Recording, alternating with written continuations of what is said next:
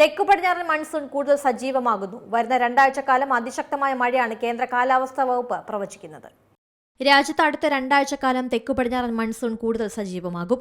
Indian മഹാസമുദ്രത്തിലും Bengal ഉൾക്കടലിലും രൂപപ്പെടുന്ന അനുകൂല സാഹചര്യങ്ങൾ വ്യാപകമായ മഴയ്ക്ക് കാരണമാകുന്നുണ്ട്.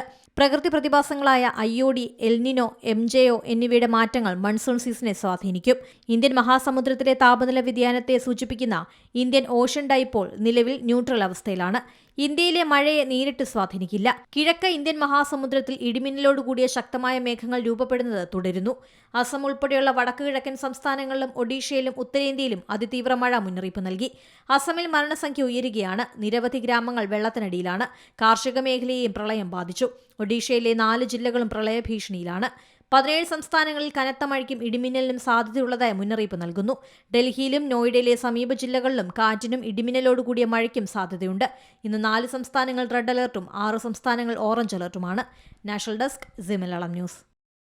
ഏറ്റവും പുതിയ വാർത്തകളും വിശേഷങ്ങളും വിരൽത്തുമ്പിലറിയാൻ സി മലയാളം ന്യൂസ് എല്ലാ ഡിജിറ്റൽ പ്ലാറ്റ്ഫോമുകളിലും ലഭ്യം.